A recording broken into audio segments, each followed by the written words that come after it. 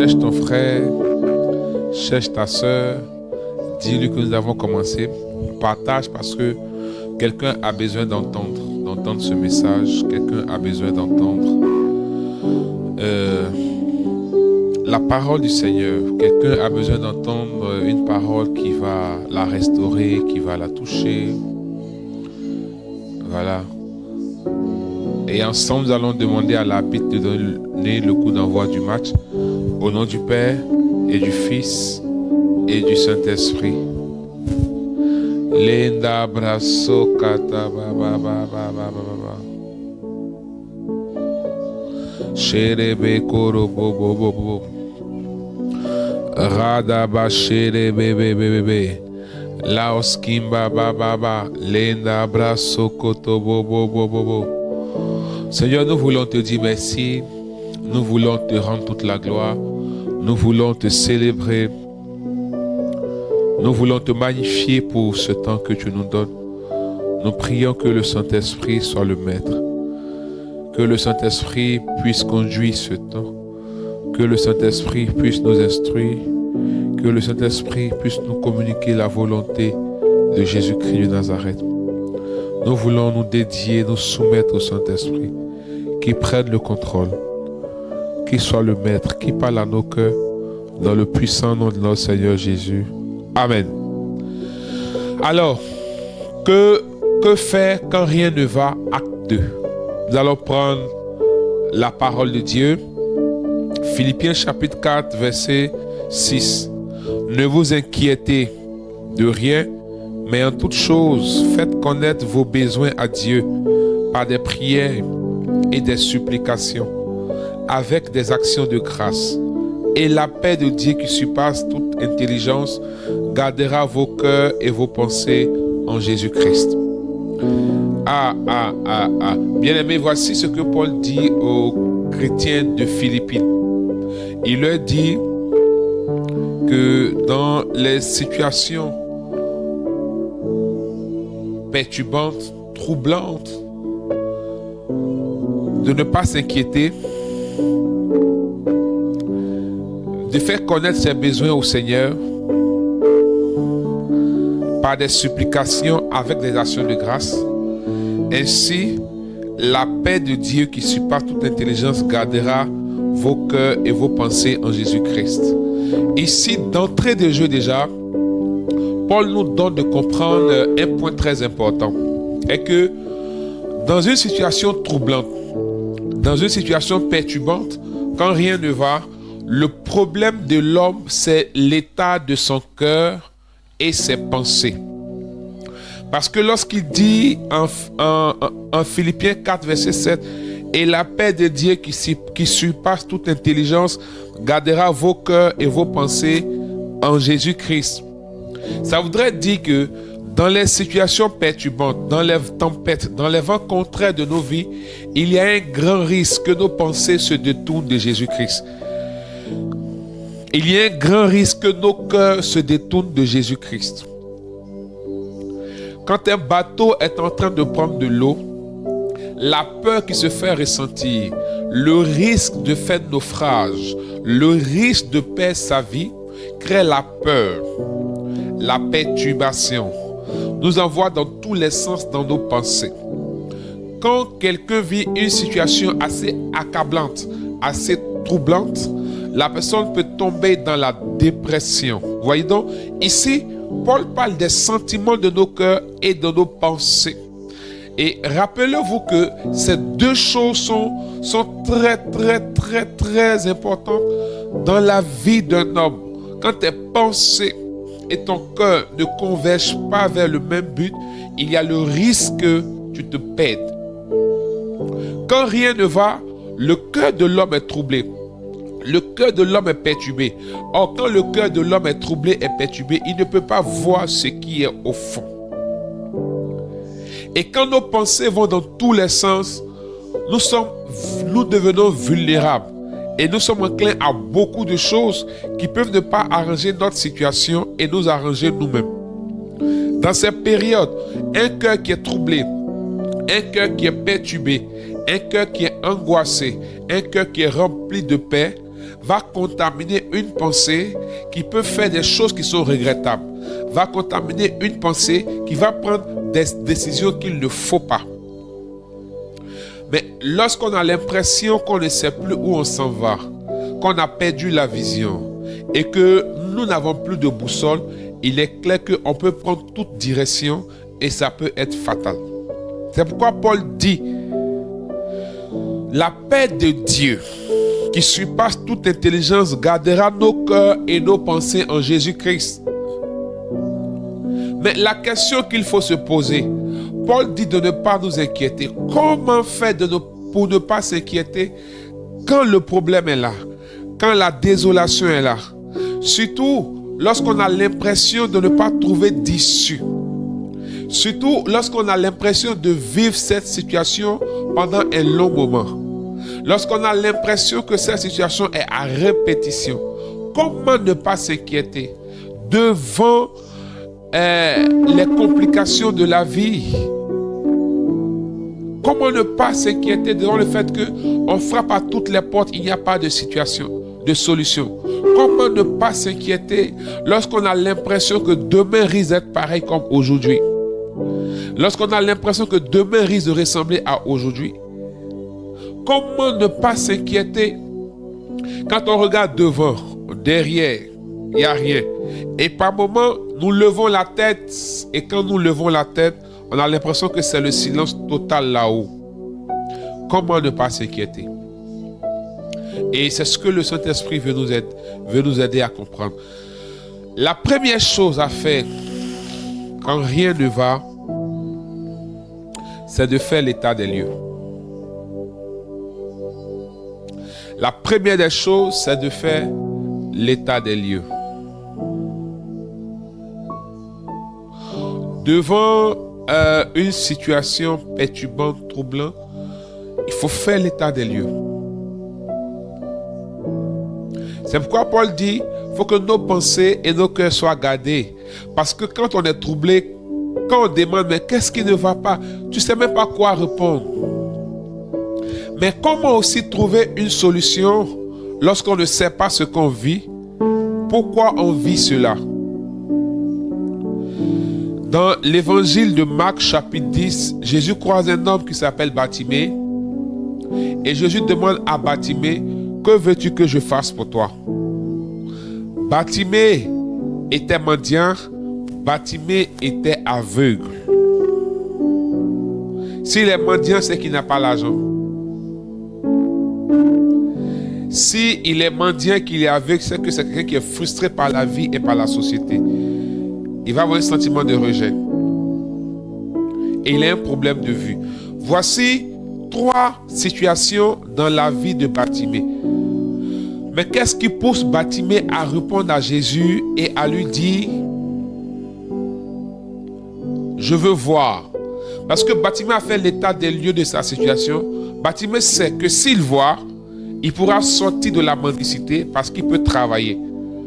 S'il voit, il ne va plus se sentir différent des autres. Donc son gros problème, il sait que c'est la vue. Est-ce que toi, aujourd'hui, si quelqu'un vient te voir et te demande « Que veux-tu que je fasse pour toi ?» Est-ce que tu sais? Par moments, les problèmes viennent de partout. Nous sommes semblables à une citerne qui a beaucoup de fissures. L'eau coule de partout. Donc, en même temps, on veut boucher tous les trous. On veut fermer partout. On veut trouver solution à tout en même temps. Or, par moment, la solution au problème racine, la solution à la situation qui a engendré tout ce qui m'arrive, change tout. Il faut faire l'état des lieux. Pour faire l'état des lieux, il faut se poser les bonnes questions. Et les bonnes questions, il y a 2 choses. Il y a le pourquoi et il y a le comment. Il ne faut pas s'attarder dans le pourquoi, parce que le pourquoi peut ramener à la culpabilité, le pourquoi peut ramener à la condamnation, le pourquoi peut ramener au regret. Il faut pouvoir comment faire pour me sortir de cela. Il est important. Pourquoi je vis cela? Qu'est-ce qui s'est passé? Quel choix j'ai fait? Par moments, bon nombre de personnes refusent l'état des lieux et trouvent l'échappatoire en accusant d'autres personnes, en accusant Satan, en accusant même Dieu. Satan peut être à la source de tes problèmes. Dieu peut t'avoir mis dans une épreuve. Les choix de ta vie peuvent te conduire à des complications. Vous voyez? Comment savoir d'où vient ce que je vis? Qu'est-ce qui se cache derrière ce que je vis? Faire l'état des lieux est très, très, très important, bien-aimés frères et sœurs. Faire l'état des lieux est très important. Il faut t'asseoir avec toi-même et il faut t'asseoir avec le Seigneur. Par moments, nos cœurs sont tellement perturbés et troublés qu'on n'arrive plus à voir. Mais quelqu'un qui ne voit plus, comment il trouve une solution? L'eau qui est troublée, on ne peut voir ce qui s'y trouve en bas. Fais l'état des lieux. Ça nécessite par moments de se retirer, de se retrouver avec soi-même, quelque chose qu'on fuit beaucoup, et de se retrouver avec Dieu, interroger le Seigneur. Mais nous sommes plus enclins aux pleurs, ce n'est pas mauvais, à se morfondre, à taper partout, en même temps, à vouloir tout faire en même temps. Parce que par moments, l'orgueil et l'égocentrisme nous animent et on veut prouver aux gens. Cette attitude nous retarde, bien-aimés frères et sœurs. Il faut faire l'état des lieux. Parce que nos mauvais choix par moments sont la source des problèmes qu'on vit. Et quand j'ai fait un mauvais choix, comment réparer? Comment corriger? Parce que quelqu'un qui se retrouve à prier, sans m'écouter la voix du Saint-Esprit, pendant qu'il a fait un mauvais choix. Mais comment Dieu peut solutionner si tu n'es pas prêt ou prête à prendre une autre direction? Par moments, j'essaie de taper partout. Or, derrière ma situation se cache une prison démoniaque. Derrière ma situation, il y a une oppression démoniaque. Derrière ma situation, il y a une œuvre de la sorcellerie. Derrière ma situation, il y a des réclamations et des dettes spirituelles. Mais je passe mon temps à fournir encore des efforts, à essayer encore. Pendant que j'essaie, je m'épuise en énergie, je m'épuise en finances, je m'épuise en opportunités. Parce que je ne sais pas d'où vient le problème. On ne sait pas si notre problème fait partie du processus de Dieu. Et on va vouloir forcer par tous les moyens pour s'en sortir. Mais qui peut résister à Dieu?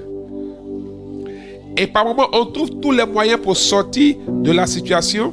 Et quand on sort, on perd la grâce et la bénédiction qui étaient rattachées à ce processus de purification, d'authentification par l'épreuve. C'est pourquoi c'est important de faire l'état des lieux. Quand Jésus est arrivé, quand Lazare est mort, Marthe et Marie étaient dans la désolation. Lazare, c'est l'ami de Jésus. Depuis, c'est un ami intime de Jésus. Vous voyez? Ils étaient dans la désolation.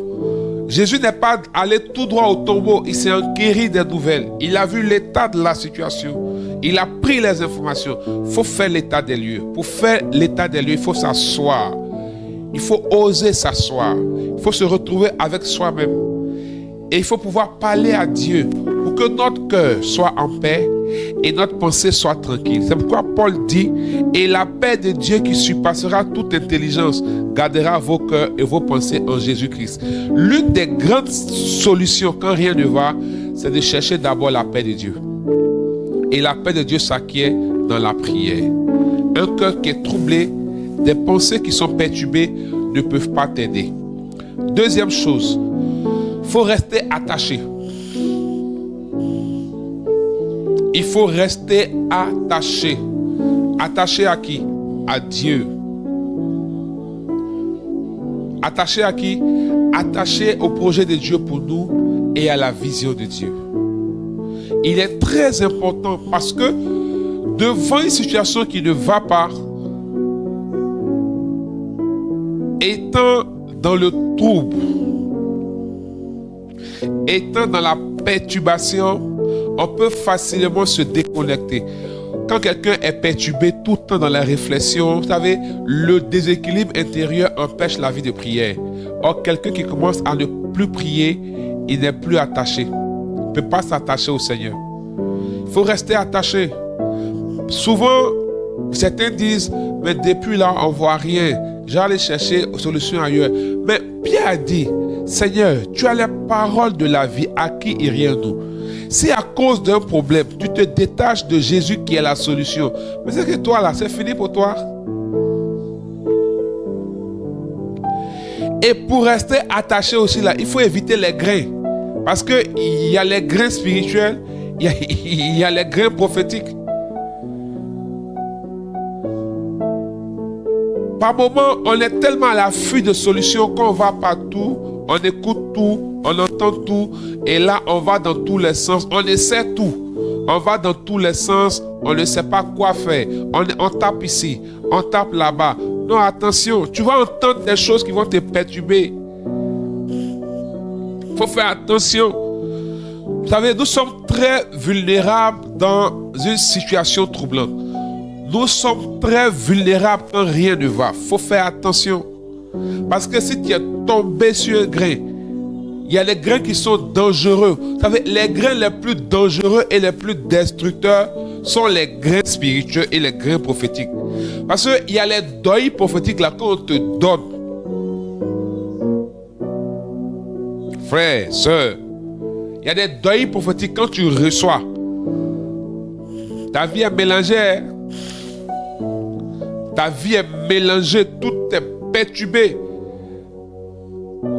Il y a des personnes, à cause de certaines situations, quelqu'un leur a dit, Dieu dit que ta bénédiction là, c'est pas ici. C'est pas en Côte d'Ivoire, tu appelles aller à l'extérieur. Sur la base de ce deuil prophétique, la personne refuse toute opportunité d'emploi ici. La personne refuse toute autre solution ici. Donc tout ce qui est dans la tête de la personne, c'est d'aller à l'extérieur. Pourquoi? Parce qu'il y a eu deuil prophétique. Et la personne est capable même d'aller prendre des descentes d'été pour chercher des moyens pour aller à l'extérieur. Et la personne va taper par tous les moyens, ça n'aboutit pas. Et là, tu t'enfonces encore davantage. Imagine, tu vas prendre un prêt de 3 millions dans toute l'espérance que Dieu t'a parlé. Or, tu es dans un dangereux grain, un vrai deuil prophétique. Voilà toi maintenant. C'est fermé sur toi. Déjà, même ça ne va pas. Et toi, tu t'en prends crédit 3 millions. Bon, il faut ça là, on appelle ça comment maintenant? Ça n'allait pas. Tu allais prendre crédit. Tu n'as pas pu aller à l'extérieur. Ou bien même, imagine, tu t'en vas, tu arrives à aller par 1000 moyens à l'extérieur. Et quand tu arrives, rien ne bouge, tout devient compliqué. Peut-être même on te rapatrie. Bon, là, on appelle ça comment? Quand ça ne va pas, et puis tu te retrouves dans une telle situation, comment on appelle ça? Alléluia. Il faut rester attaché à la voix du Seigneur.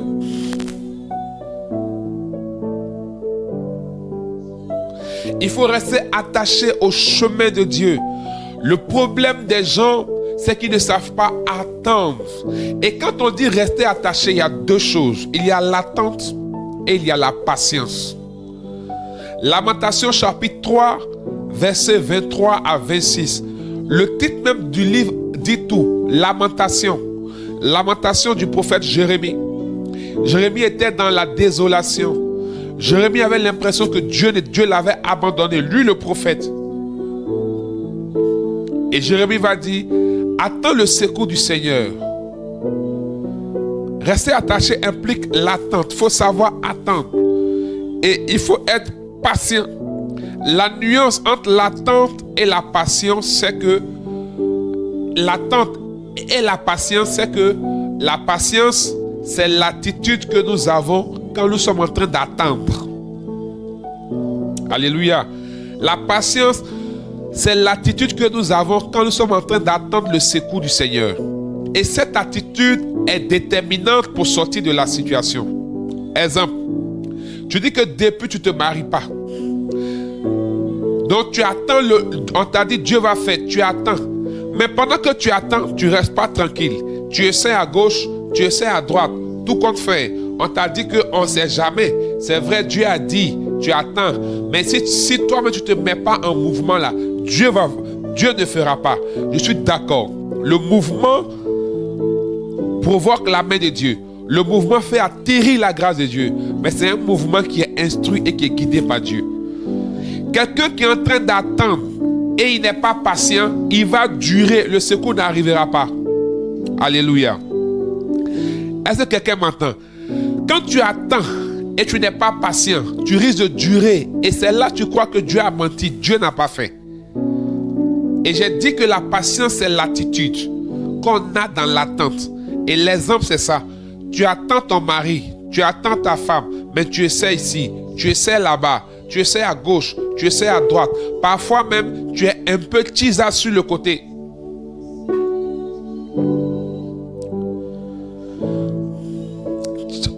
On ne peut pas attendre en étant dans le péché et puis recevoir le secours de Dieu. Puisque Dieu est le péché. Donc plus tu attends et tu es dans le péché, le secours s'éloigne. Toi pour toi là, ça va durer. Il faut faire attention. Tu cherches travail, tu attends. Mais dans l'attente là, tu as la paresse. Tu dis non, j'ai reçu une profession, dit Dieu va faire à telle période. Tu passes ton temps à dormir. Tu ne te bonifies pas.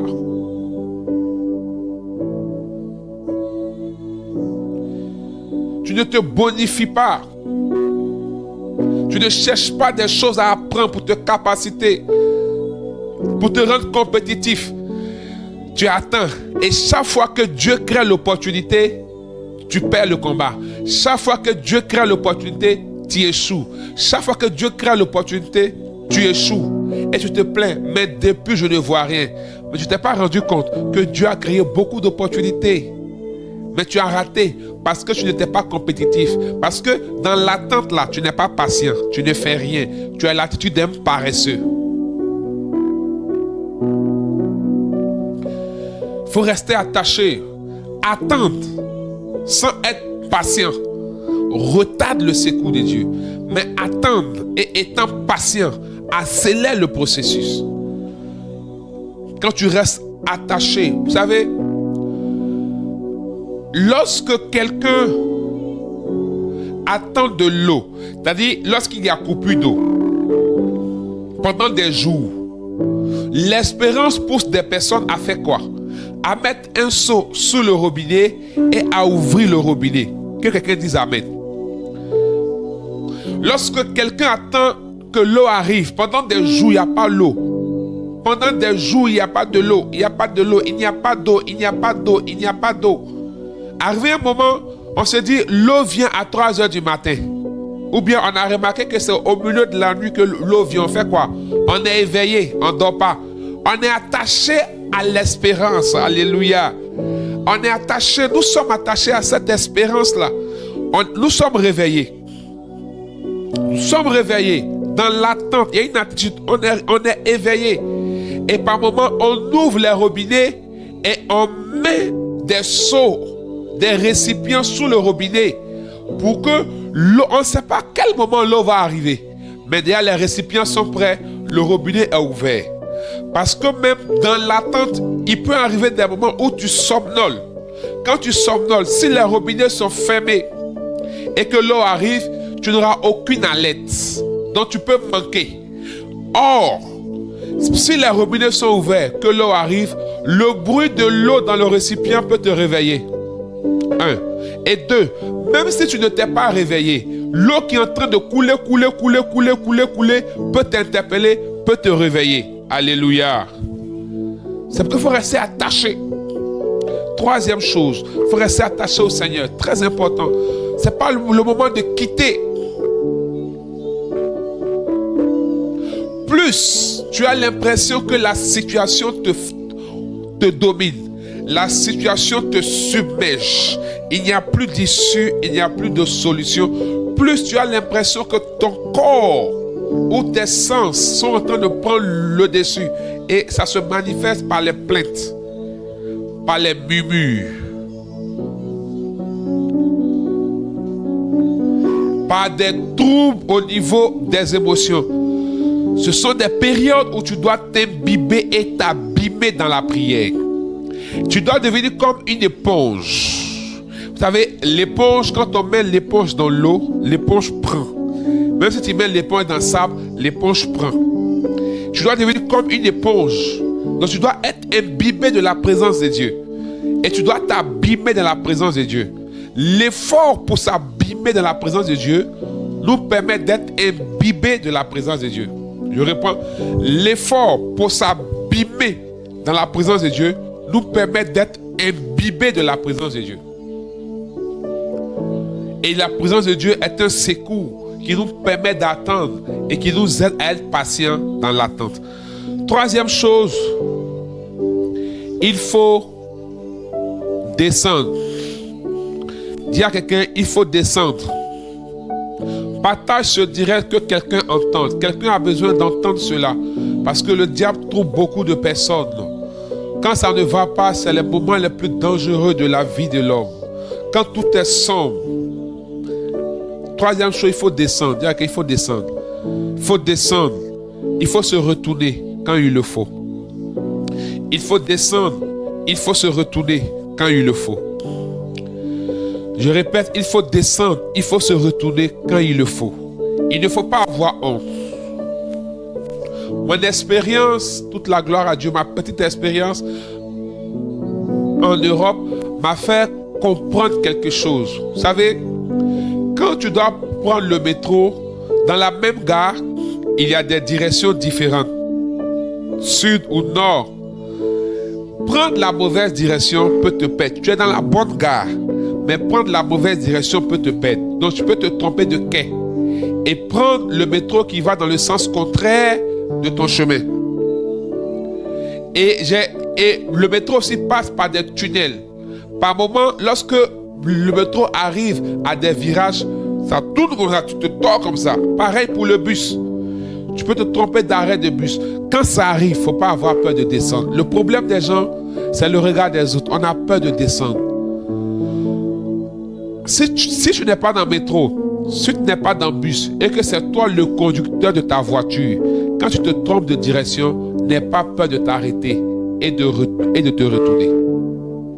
Quand rien ne va, si tu as fait l'état des lieux, si tu es resté attaché véritablement et tu sais attendre, dans cette disposition, le Saint-Esprit peut te rejoindre et t'instruire. Et dans l'instruction du Saint-Esprit, tu peux te rendre compte que tu t'es trompé de direction. Tu étais dans la bonne gare, mais tu t'es trompé de direction. Et quand le Saint-Esprit t'instruit, il peut te dire descends. Il peut te dire arrête-toi. Il peut te dire retourne-toi. Mais par moment, on n'entend pas. Par moment, on refuse. Parce qu'on trouve qu'on va perdre du temps si on descend ou on se retourne. On trouve qu'on est arrivé trop loin.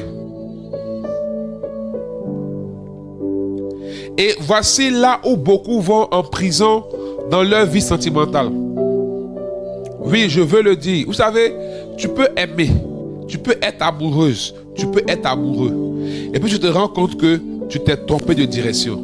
Il faut savoir t'arrêter. Voyez, des personnes qui divorcent aujourd'hui, des personnes qui apparemment sont prisonniers dans leur mariage, souvent, ce sont des personnes qui un jour se sont rendues compte qu'on dirait je me suis trompé de direction, mais qui n'ont pas encore creusé pour savoir est-ce que je me suis vraiment trompé. Certains même savaient que ce n'est pas la bonne direction, mais ont voulu continuer. Ce n'est pas grave, on va faire avec. Et aujourd'hui, c'est le chaos. Certains, dans certains choix professionnels, ont su que ça n'arrange pas leur projet de carrière, ça n'arrange pas leur progression, mais à cause de certaines opportunités que ça offrait à accepter. Aujourd'hui, c'est le chaos. Mais c'est difficile de descendre et de se retourner si on n'est pas resté attaché. Parce que c'est Dieu qui donne la force. Rester attaché amène à l'obéissance à Dieu. Recommencer n'est pas un problème. Recommencer n'est pas un problème. Quand tu vois que ça ne va pas parce que, s'il est bon, arrête-toi. Si tu dois descendre, descends au prochain arrêt et retourne-toi. Prends un autre, repars dans la même gare et choisis la bonne direction. Et je crois que c'est le problème de beaucoup. Par moment même, on prend une direction, on est sur des chemins et Dieu vient te dire, c'est pas ça. Mais comme nous sommes entêtés, comme nous sommes têtus, comme nous sommes marqués par notre propre volonté, et comme la chose nous réjouit, la chose nous fait plaisir, on voit des pseudo-bénédictions, on préfère continuer le chemin au lieu de s'arrêter, au lieu de descendre et de se retourner. Quand ça ne va pas, la Bible dit qu'on va reconnaître un arbre de ses fruits. Il faut savoir t'arrêter. Il faut savoir descendre. Il faut savoir te retourner. Ce retard est mieux comparé à la destination où tu seras. Et tu te rends compte qu'en fait, c'est même pas ça. Regarde le trajet que tu vas faire encore. Quatrième chose, il faut se laisser conduire même si ça fait mal. Se laisser conduire même si ça fait mal. Il faut se laisser conduire même si ça fait mal. Oui, parce que se laisser conduire par le Saint-Esprit est un exercice très difficile.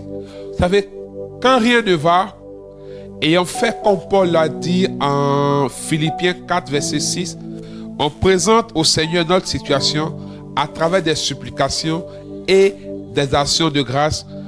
Le Saint-Esprit viendra pour nous instruire. Le Saint-Esprit viendra pour nous communiquer la pensée de Dieu, pour nous dire fais comme ça, fais comme ci. Et dans l'orientation du Saint-Esprit, il y a des choses qui vont nous frustrer, nous offenser, qui vont nous faire mal. Par exemple, le pardon. Il va dire, va demander pardon. Oh, c'est toi qui as raison. Et tant que tu ne demandes pas pardon, ça ne changera pas. Il peut dire par exemple, Seb, fais une offrande. Quand tu regardes que tu n'as pas, et là même, tu auras des agents du grain qui seront auprès de toi pour dire, non, ça là, c'est pas Dieu qui a dit. Ça fait mal. Quand dans cette situation où tu as l'impression d'être humilié, d'être frustré, tu as l'impression que ton estime de soi est affectée, tu as l'impression que ce qui, ta fierté, ta dignité est atteinte. Quand tu te rends compte de cela, tu te dis, la meilleure solution, c'est de prouver, de te révolter ou de partir. Mais par moment, le Saint-Esprit dira, attends un peu encore. Comme Joseph, il était frustré en prison. Il a été oublié en prison. Bien-aimés, nous devons apprendre de la vie de Joseph. Je crois que dans ce cycle de quand rien ne va, nous allons ensemble apprendre de la vie de Joseph. Oui, Joseph a été oublié en prison, mais il a attendu. Par moments, on est froissé. Imagine, tu fais tout le boulot quelque part. Tu te lèves à 8h, tu rentres à 21h. Par moments même, on ne te paye pas. C'est-à-dire que quand le mois finit, on ne te paye pas. Ou on te paye en monnaie de singe. Tu veux partir. Il arrive même que tu appuies ailleurs. Mais le Saint-Esprit dit, wait, attends. Stand by, attends.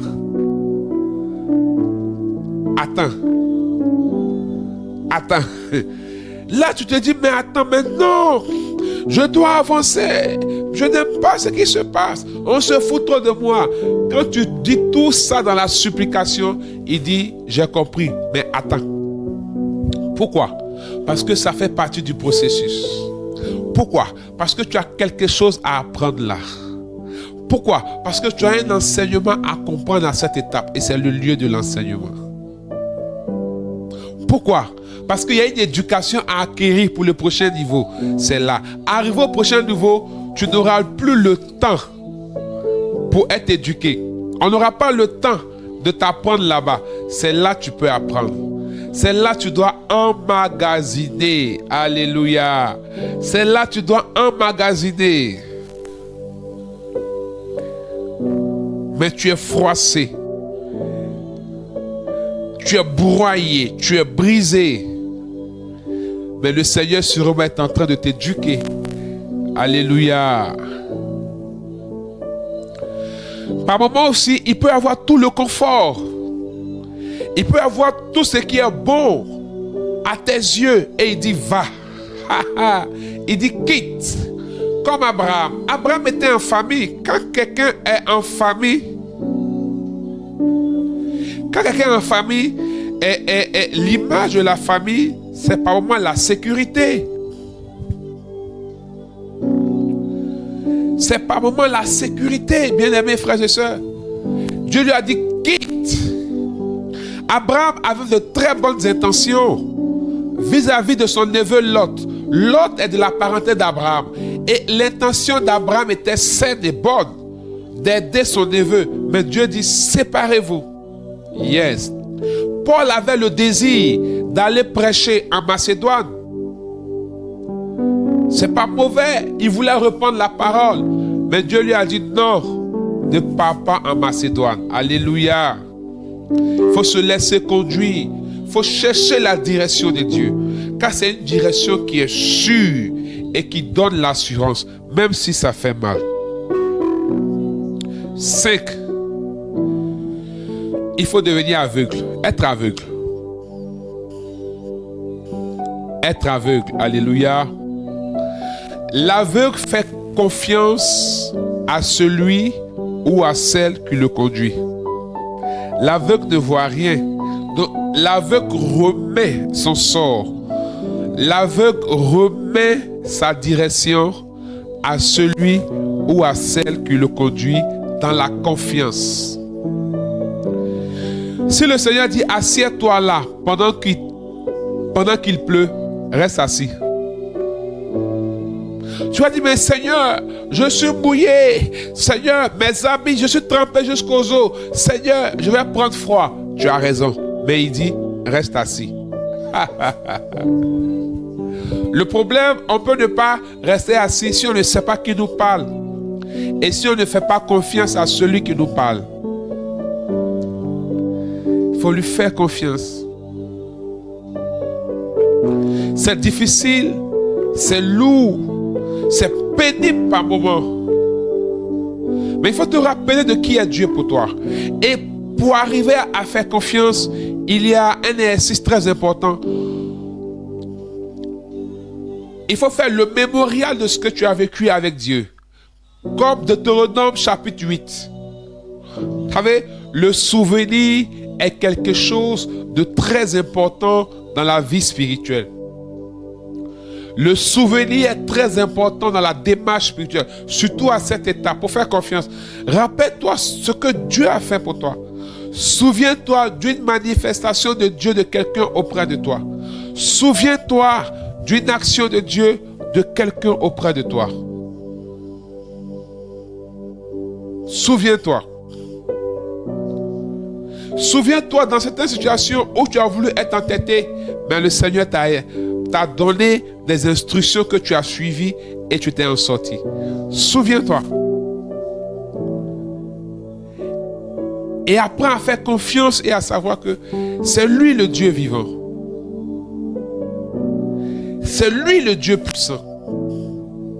C'est lui le Dieu saint. Fais confiance. Comme un aveugle. Comme un aveugle. Sixième, souviens-toi du processus pour porter du fruit. La Bible dit, si le grain de blé qui tombe en terre demeure, il ne pourra porter du fruit. Pour porter du fruit, il faut mourir. Par moments, on oublie que nous sommes dans le processus. Par moments, on oublie que nous sommes dans le processus. Vous savez, je veux revenir sur le souvenir. Quand vous lisez la Bible, ceux qui lisent la Bible, vous allez vous rendre compte que dans certaines situations, Israël faisait le mémorial de la traversée, de la sortie de l'Égypte, de la traversée du désert, de la victoire sur Amalek, sur Jéricho. Souviens-toi, même dans le Nouveau Testament, on se rend compte de cela. Souviens-toi quand ceci, souviens-toi quand cela, souviens-toi, souviens-toi. Et le souvenir est aussi important dans le processus pour porter du fruit. Parce que tu dois mourir. Tu sais, le niveau où tu dois arriver, la destination du Seigneur pour ta vie, la gloire de Dieu sur ta vie est comparable à un palais. Parce que tu dois siéger sur un trône, dis Amen. Tu dois être couronné de gloire, dis Amen. Il y a une couronne pour toi. Vous voyez, quand quelqu'un arrive dans la gloire, quand tu es au niveau où on doit te célébrer, tu portes toujours un nom nouveau. Ton nom change. Tu vois, quand tu deviens président, on dit son excellence, messieurs. On ne peut dire ton nom comme ça. Il y a quelque chose d'extraordinaire, d'important, qui marque ce que tu es. Il y a quelque chose d'honorable. On ne dit pas le nom d'un député comme ça, on dit l'honorable. Donc tu dois siéger dans la gloire. Il y a un nom nouveau que tu portes. Ésaïe 62, tu porteras un nom nouveau. Tu auras une couronne de gloire. Tu ne seras plus appelé la délaissée. Tu es semblable à une personne qui est dans un palais. Dans un palais, tu es sur un trône. Sur le trône, tu as la couronne et tu as le sceptre. Mais il n'y a jamais de palais sans protocole. Dis Amen. Il n'y a jamais de palais sans protocole. Jamais, jamais de palais sans protocole. Non, jamais. Ça n'existe pas. Dans tous les palais, il y a un protocole. Or, le protocole s'apprend quand rien ne va. Quand rien ne va, souviens-toi que tu es dans le processus. Dans le processus, il peut arriver, et le plus souvent, le grain de blé doit mourir. Il y a des caractères qui ne vont pas au palais. Il y a des manières de parler qui ne vont pas au palais. Il y a des dictions qui ne vont pas au palais. Les épiqués, ça ne va pas au palais. Il y a des manières de se tenir qui ne vont pas au palais. Il y a des manières de s'habiller qui ne vont pas au palais. Il y a des mindsets, c'est-à-dire des mentalités qui ne vont pas au palais. Il y a des attitudes et des habitudes qui ne vont pas au palais. Alléluia. Donc c'est dans l'étape et dans le processus pour arriver au changement de situation, au dénouement de ta situation, il y a cette étape où tu as l'impression que Dieu t'a oublié. N'oubliez pas, Osée 2,16, je la séduirai, je la conduirai au désert et je parlerai à son cœur. Il y a donc, tu es dans le processus ou peut-être tu as passé dans l'étape de la séduction. Vous savez, dans l'étape de la séduction, on répond aux caprices de la personne qu'on séduit. On veut se faire aimer, apprécier par la personne qu'on séduit. On allume les yeux de la personne qu'on séduit. On est disponible, gentil vis-à-vis de la personne qu'on séduit. On fait l'éloge de la personne qu'on séduit. C'est comparable au mystère joyeux et au mystère lumineux. Mais arrivé un moment, dans le processus, on te conduit au désert pour parler en ton cœur. Regardez, même dans les relations humaines, amicales comme amoureuses, Vous voyez, il y a ce processus. On se séduit, on s'aime, c'est ma meilleure amie, c'est mon meilleur ami. Même dans les relations amoureuses, l'étape de la séduction, mais ça a tué. Par moment, même dans l'étape de la séduction, là, c'est une séduction grainetique ou graineuse. Elle est dangereuse d'aimer dans l'étape de la... Parce que on voudrait que la personne nous regarde. On voudrait que la personne nous aime. La personne n'est Dieu que pour nous. On se rappelle, nous tous, quand on était enfant, moi, mon papa là, il fait ceci. Et chez nous là, il y a piscine. Oh, toi, c'est dans le seau, tu te laves. Il n'y a même pas robinet. Et toi, tu dis que chez toi, il y a piscine. En fait, même, le deuil même depuis l'Ivoirien est né, il est dans le grain. Bien-aimés frères et sœurs. Donc, on s'amourache. Il y a tout. C'est chaque façon là. On est au téléphone, on dit au téléphone. Vous voyez, bon, nous autres là, nous, c'est du genre, tu accompagnes l'autre. Même, c'est pas seulement en amour, même dans l'amitié. Tu accompagnes l'autre, l'autre te raccompagne. Tu accompagnes l'autre, l'autre te raccompagne. Ma soeur de sang, plus qu'une soeur. Ma soeur d'une autre mère, mon frère d'un autre père. Dans tout type de relation, ça arrive. Mais il va arriver un moment où on va commencer à dire, toi là, ton comportement là, je n'aime pas. Pour un oui, pour un non, on va se fâcher. Il y aura des frottements. Quand il y a frottement de deux métaux, il y a étincelle. Il y aura des frottements. Il y aura des chocs. Il y aura des incompréhensions. Il y aura des conflits. Ça fait partie du processus.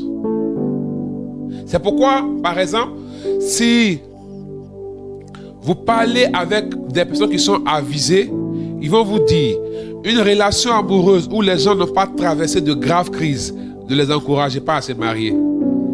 C'est-à-dire, il y a des crises. Et puis, les personnes arrivent à régler et à s'en sortir. On peut dire, vous pouvez aller ensemble.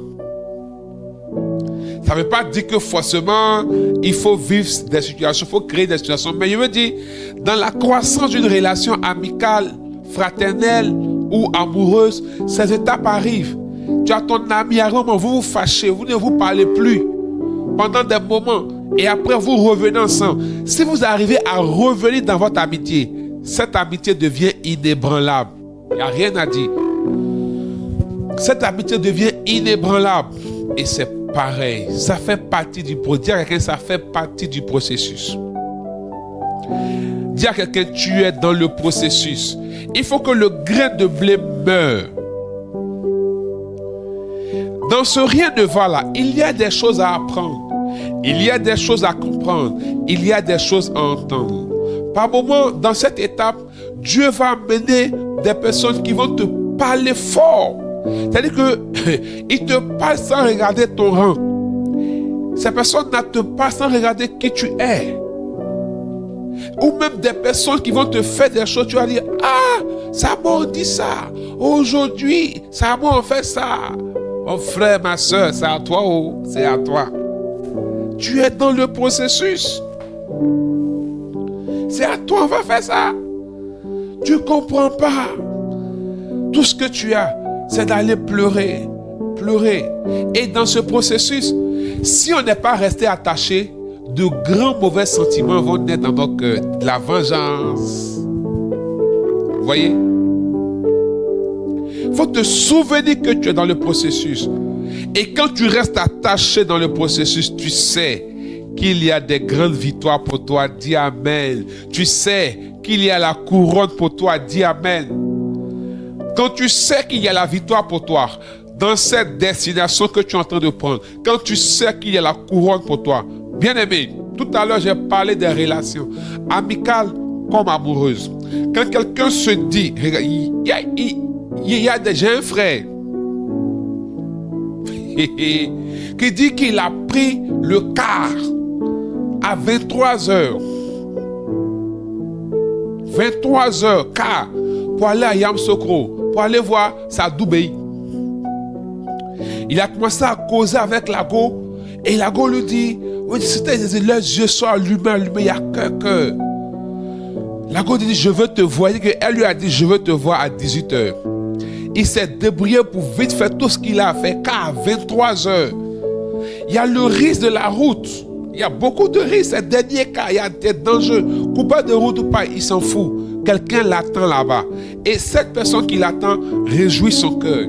Cette personne qui l'attend, apparemment, il l'aime. Alléluia.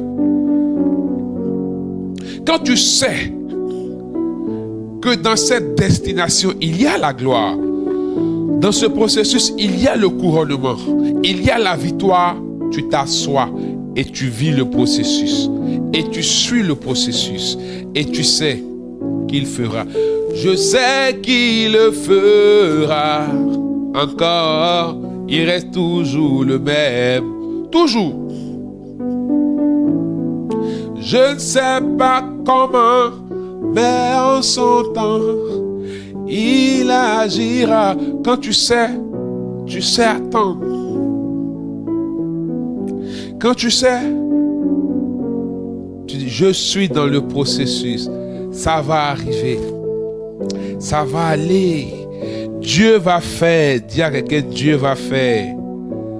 Le processus pour porter du fruit, c'est ça. Le grain de blé doit tomber en terre et mourir. L'étape que tu vis est l'étape du processus où tu es en train de mourir. Où tu es en train de mourir. Où tu es en train de mourir. Quelque chose est en train de mourir en toi.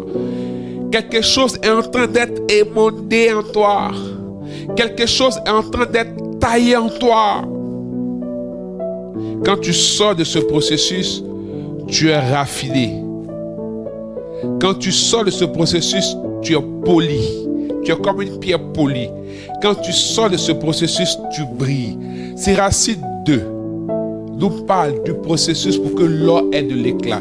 Il dit, comme l'or passe au feu pour avoir un éclat, ainsi mon serviteur passe par le four, par le trou de l'humiliation. Tu es dans le processus. Et l'avant-dernière chose, il faut demander le feu du Saint-Esprit. Bien-aimés, dans cette situation, il arrive que nous n'ayons plus de force. Ce n'est pas facile de tenir. Non. Ce n'est pas facile de tenir.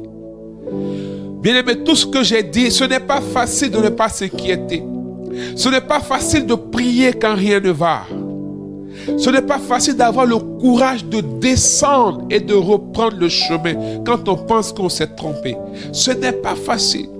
Ce n'est pas facile de savoir attendre dans ce processus. Quand je suis brisé, quand je suis humilié, quand je suis frustré, ce n'est pas facile.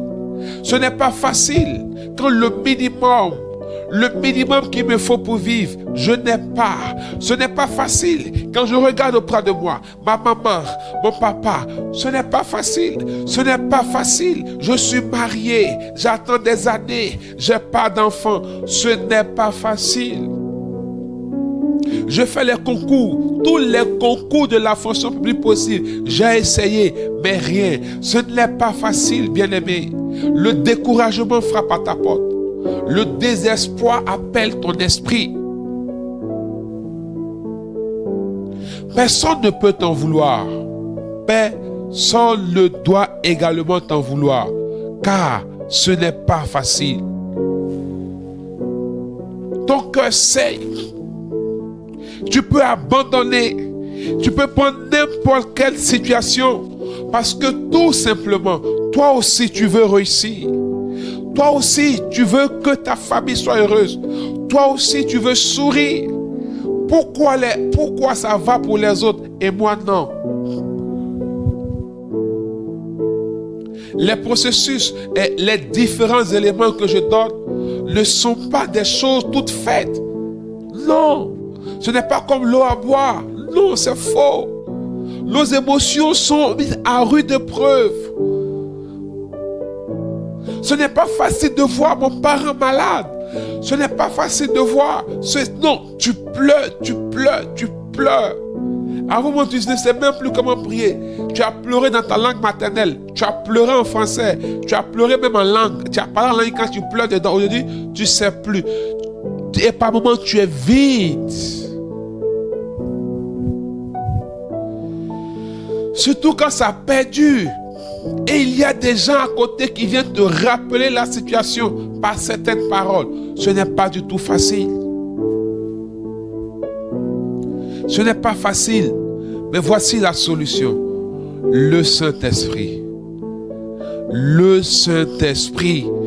Demandez la puissance d'en haut. Quand rien ne va, pour tenir, pour attendre, pour rester attaché, pour faire l'état des lieux.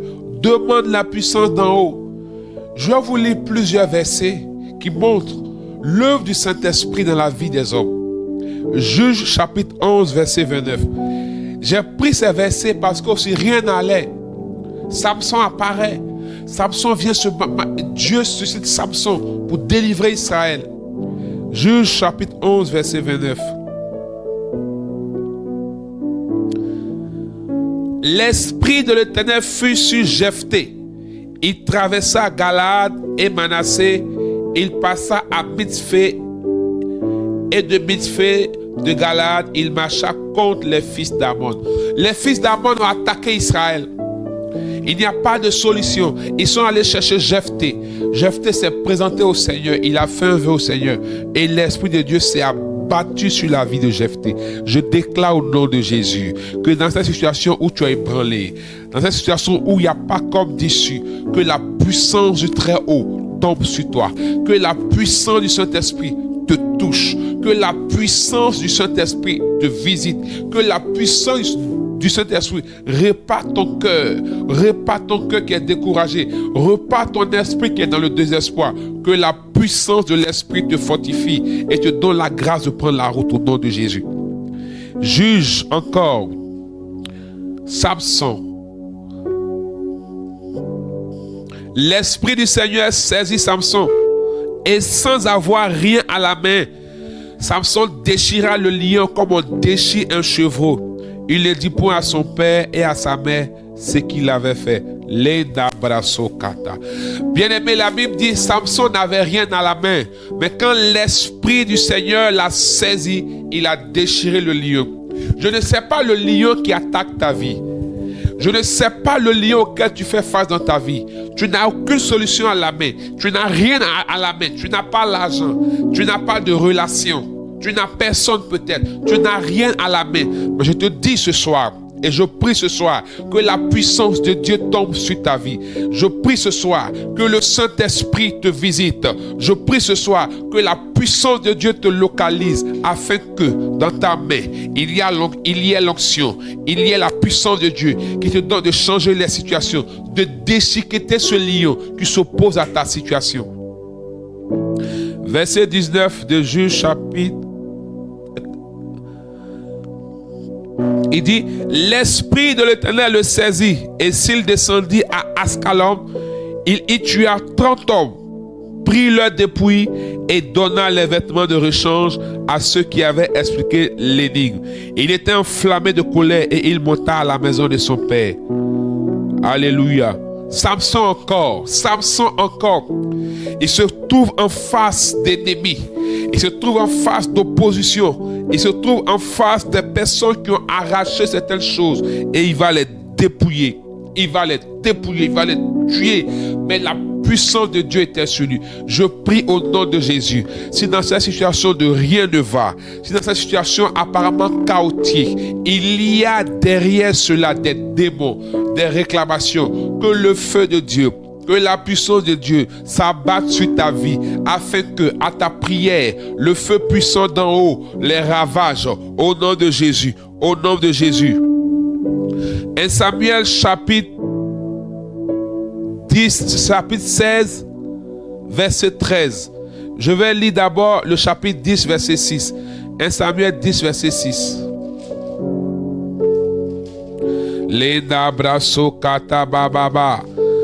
Elaba oshere bebe bebe. Radaba lenda braso koro bobo bobo. L'Esprit de l'Éternel te saisira. tu prophétiseras avec eux et tu seras changé en un autre homme. Bien-aimé, ici Samuel parle à Saül. Quand il se rencontre, Samuel dit à Saül, l'Esprit du Seigneur te saisira, tu prophétiseras avec eux et tu seras changé en un autre homme. Bien-aimé, je déclare au nom de Jésus, là où il y a comme un vêtement de honte, d'humiliation, d'haillant, de pauvreté, je prie au nom de Jésus que l'Esprit du Seigneur s'abatte sur ta vie et que tu sois le prophète de ta vie, le prophète de ta situation au nom puissant de Jésus, et que tu ouvres la bouche comme dans le livre d'Ézéchiel. Dieu dit à Ézéchiel, fils d'homme, prophétise et dis, afin que les situations mortes de ta vie, les situations chaotiques de ta vie reprennent vie au nom de Jésus. Que la puissance du Saint-Esprit te localise afin que tu ouvres la bouche et tu prophétises le changement dans ta vie. Tu ouvres la bouche et tu prophétises la nouveauté dans ta vie. Si de là où tu es, tu peux te lever.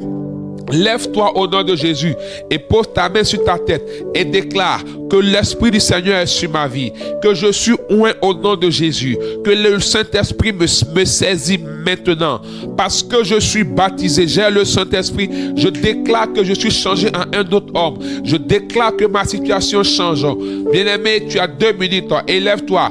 Lève-toi, commence à prophétiser, commence à déclarer au nom de Jésus. Samuel dit à Samson, tu prophétiseras et tu seras changé en un autre homme. Lève-toi et prophétise pour que le changement arrive dans ta vie au nom puissant de Jésus-Christ de Nazareth. Leda brasso kataba et la bachere bébé bébé prophétise sur ta vie. Bien-aimé, Dieu ne se dédie pas, Dieu honore sa parole. Jérémie 1 verset 12, il dit, je veille à l'accomplissement de ma parole.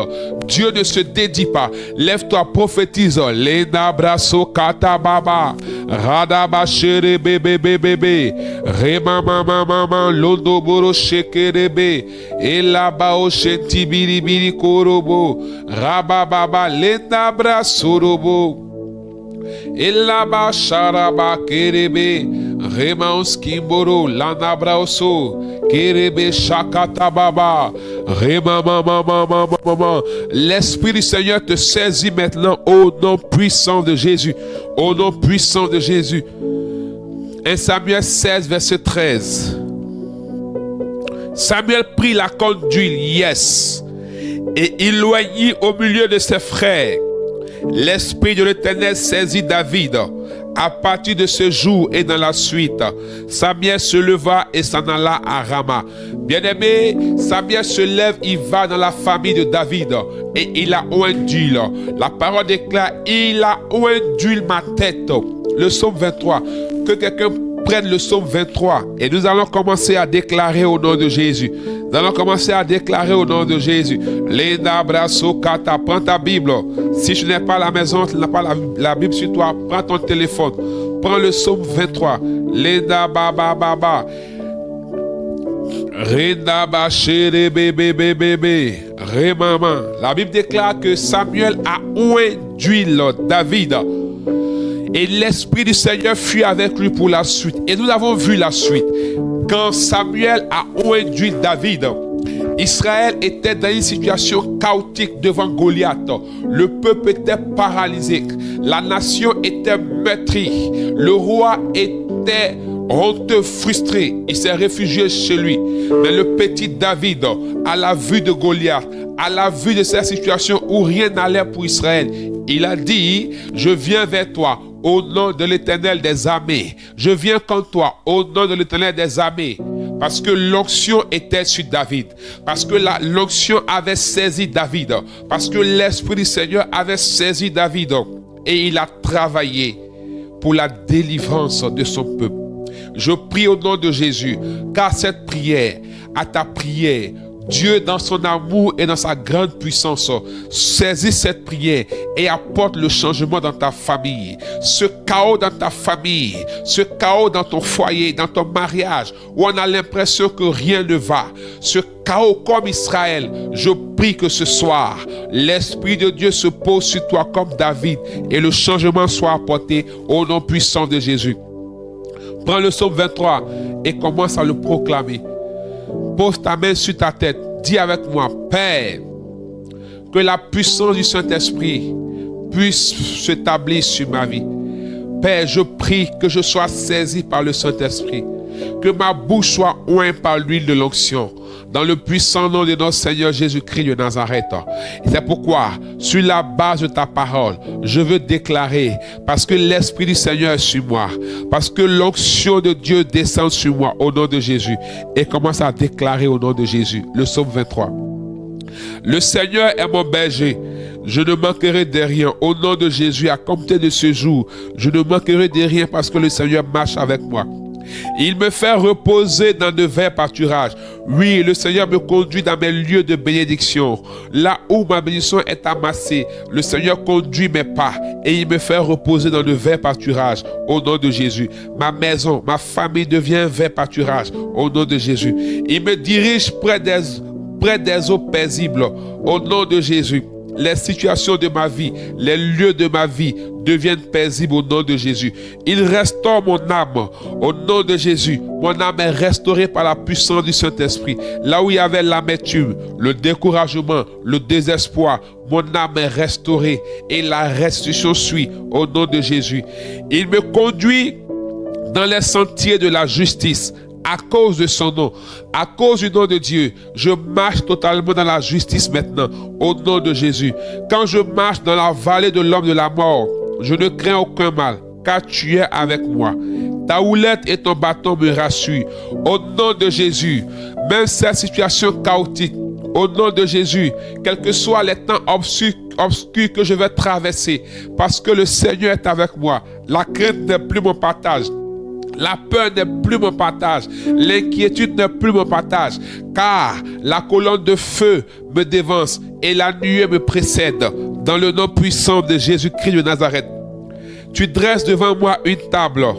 Et en face de mes adversaires, tu oinduis ma tête. Et ma coupe déborde. Père, là où mon nom a été humilié, mon nom sera élevé. Car tu oinduis ma tête et tu dresses une table devant mes adversaires. Tu me couronnes devant mes adversaires afin que la gloire te revienne, afin qu'ils voient que le Dieu que je prie est vivant, afin qu'ils voient que le Dieu que je prie est puissant, qui n'a pas changé. Seigneur, ma coupe déborde pour la gloire de ton nom. Au nom de Jésus. Oui, le bonheur et la grâce m'accompagneront tous les jours de ma vie. Père, à compter de ce jour, la grâce est mon partage. Le bonheur est mon partage. Pour les gens de ma maison, la grâce et le bonheur les accompagnent. Les bontés de Dieu les accompagnent. Seigneur, les choses changent au nom de Jésus, car je suis victime de ta grâce. Et désormais, ta faveur s'attache à moi. Ta faveur s'attache à moi. À compter de ce jour même, au nom de Jésus. Au nom de Jésus. Et j'habiterai dans la maison du Seigneur jusqu'à la fin de mes jours. Au nom de Jésus, mon cœur ne s'éloignera pas du Seigneur. Quelles que soient les situations, mon cœur sera attaché au Seigneur. Et je vais demeurer dans la maison du Seigneur. À la gloire de Jésus-Christ de Nazareth.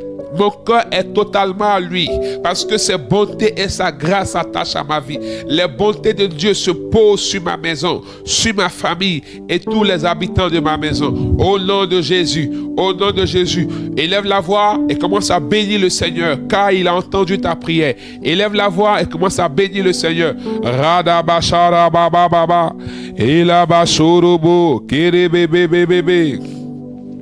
Les nabras sokorobo et là-bas chérébé, remama ketebe, laoski morobo shekerebe bebe bebe, raila kontoboro shakata baba, rababa baba et là-bas au chérébé, korobo shakata baba baba.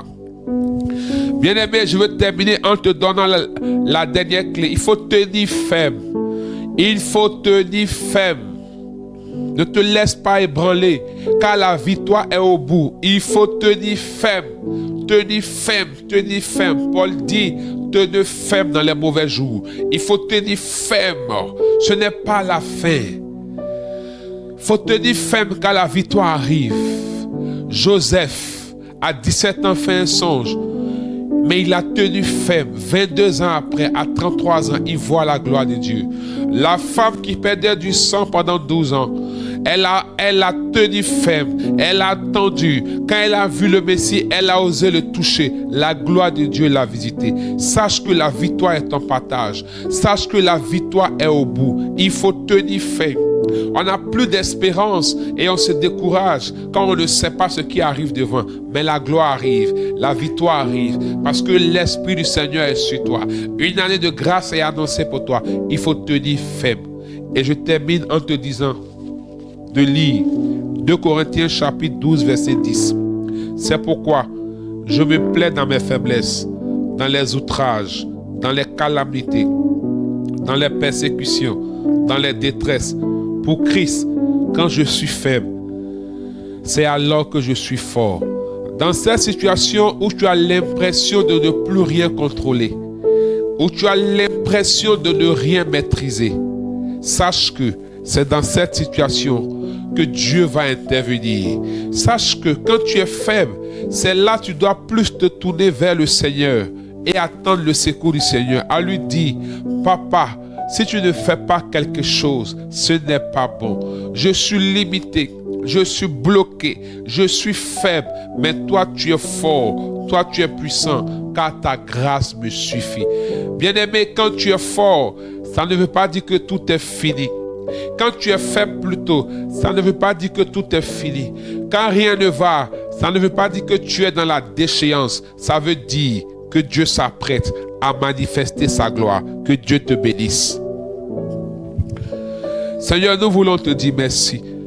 Merci pour ce temps, que ta grâce et ta main visitent tes enfants, que ta puissance se pose sur eux, au nom puissant de Jésus-Christ. Amen. Dieu te bénisse, Dieu te bénisse. Rendez-vous mercredi prochain. Dieu sera encore avec nous. Nous continuons toujours dans notre cycle quand rien ne va.